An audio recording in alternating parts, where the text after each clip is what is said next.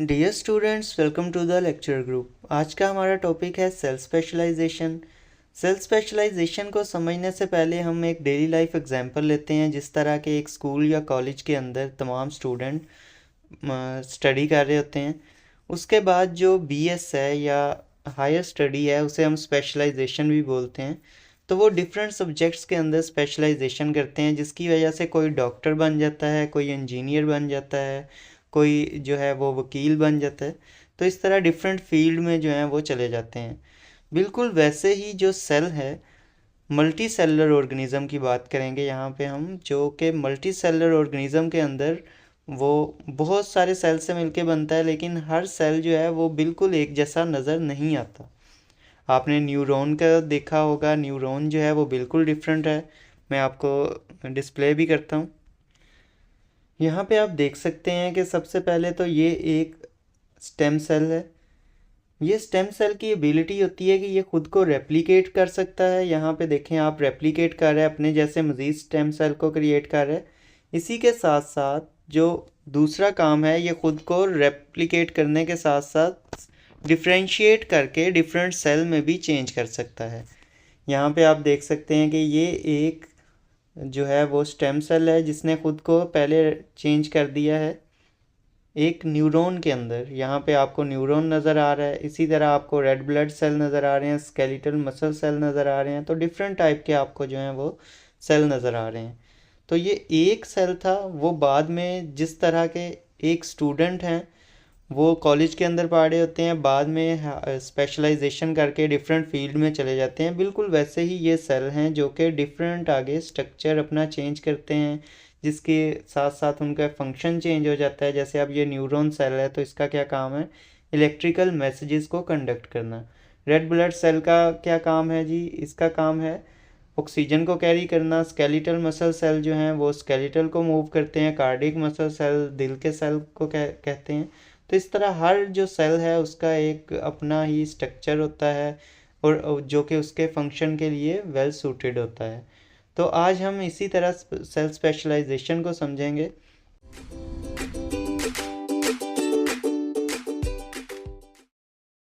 जी, तो cell specialisation को समझने के लिए हमें मल्टी सेलुलर ऑर्गेनिजम्स का पता होना चाहिए। ऐसे ऑर्गेनिज्म जो कि बहुत सारे सेल से मिलकर बनते हैं, उनको हम मल्टी सेलुलर ऑर्गेनिज्म कहते हैं। और ये जो मल्टी सेलुलर ऑर्गेनिज्म हैं, इनके अंदर आपको पता है सेक्सुअल रिप्रोडक्शन मोस्टली होती है। और सेक्सुअल रिप्रोडक्शन को अगर देखें तो वो सिंगल सेल पहले वजूद में आता है। जैसे कि एक स्पर्म है जो कि मेल रिप्रोडक्टिव सेल है, वो जब जाके फर्टिलाइज करता है एक एग को जो कि फीमेल रिप्रोडक्टिव सेल है, तो एक जाइगोट जो है वो फॉर्म होता है, सबसे पहला सेल। ठीक है, ये जाइगोट है। इसके अंदर जो है मज़ीद टाइम के साथ फिर फर्दर डिविजन्स होती हैं, जिसके बाद ये एक सेल जो है वो डिविजन्स करने के बाद बहुत सारे छोटे छोटे सेल्स में या एक लंप ऑफ सेल में चेंज हो जाता है, जिसे हम क्या बोलते हैं, एम्ब्रियो। तो यूं हमारे पास जो है वो मल्टी सेलुलर ऑर्गेनिज्म का जो है वो वजूद बनने लग गया। एक एम्ब्रियो आ गया जिसके अंदर बहुत सारे स्टेम सेल हैं।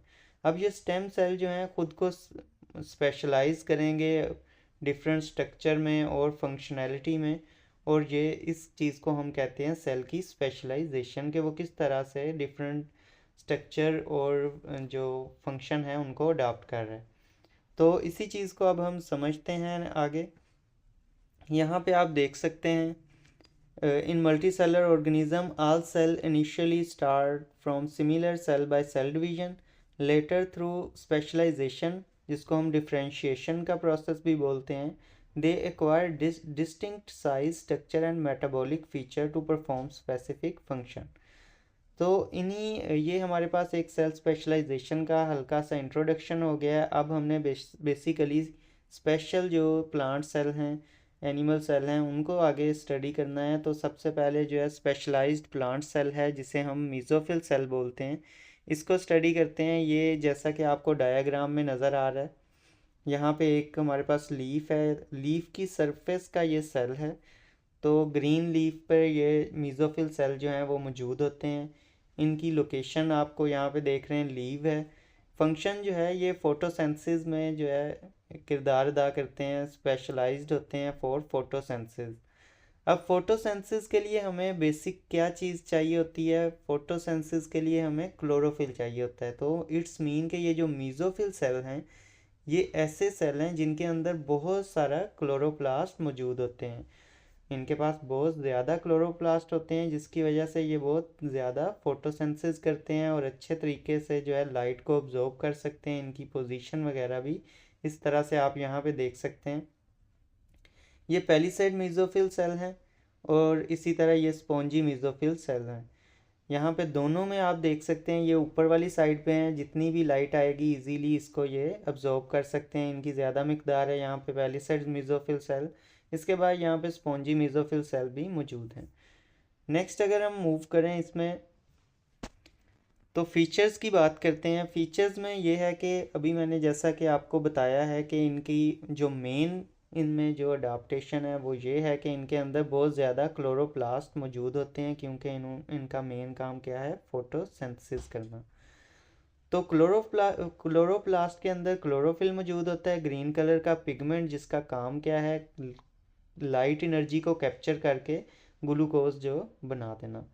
इसी तरह शेप और अरेंजमेंट जो है वो इस तरह से है लीफ के ऊपर इनकी जो लाइट अब्जॉर्प्शन पावर है वो मैक्सिमम हो जाए। यहाँ पे आप देख सकते हैं बिल्कुल सरफेस के ऊपर है, ये वाली सरफेस ऊपर होती है।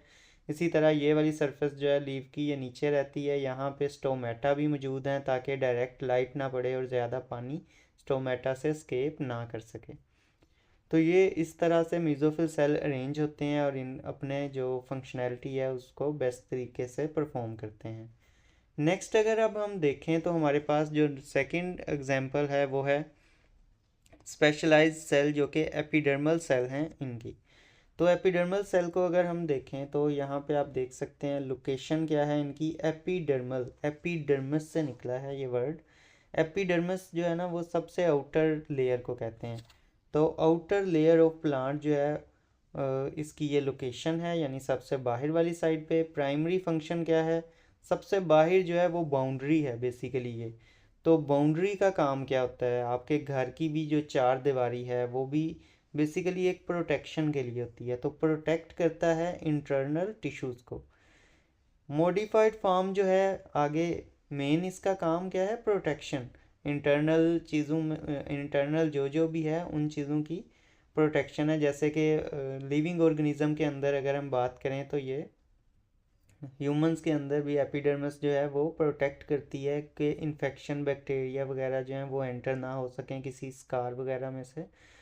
जैसे स्किन पे स्कार लगे तो वहाँ से एंटर होकर इन्फेक्शन हो जाता है, तो हमें स्किन जो है वो एक बैरियर के तौर पे एक्ट करती है और हमें बचाती है। इसी तरह मॉडिफाइड फॉर्म को देखें कि कुछ जगह पे एपिडर्मल सेल जो हैं वो सिर्फ प्रोटेक्शन इस तरह से नहीं कर रहे होते, बल्कि उन्होंने खुद को मॉडिफाइड किया होता है सर्टन डिफरेंट एक्सटेंशंस की शक्ल में, जिस तरह के रूट हेयर सेल हैं। रूट हेयर सेल जो हैं रूट के ऊपर मौजूद होते हैं। यहाँ पे आप देखें ये मेन रूट का सेल है, ये इसके ऊपर ये एक रूट हेयर सेल है। ठीक है, तो ये रूट हेयर सेल क्या कर रहा है, बेसिकली एक्सटेंड कर रहा है रूट की सरफेस को, एक्सटेंशन की तरह काम कर रहा है कि यहाँ जो साथ साथ पानी होगा वो तो रूट डायरेक्टली अब्जॉर्ब कर लेगी, लेकिन ये देखें जो यहाँ पे पानी मौजूद है अब उसको अब्जॉर्ब ये वाली रूट नहीं डायरेक्ट कर सकती, तो रूट हेयर सेल उसको अब्जॉर्ब कर देगा।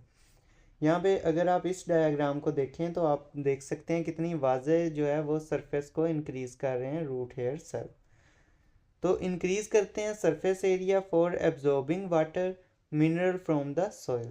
तो root hair cell epidermal cell की ही एक जो है वो मॉडिफाइड फॉर्म है, जिनका काम अब थोड़ा सा एक्स्ट्रा हो गया है। सिर्फ प्रोटेक्शन नहीं है बल्कि वाटर को ऑब्जॉर्व करना और मिनरल सेल्स को भी ऑब्जॉर्व करना है।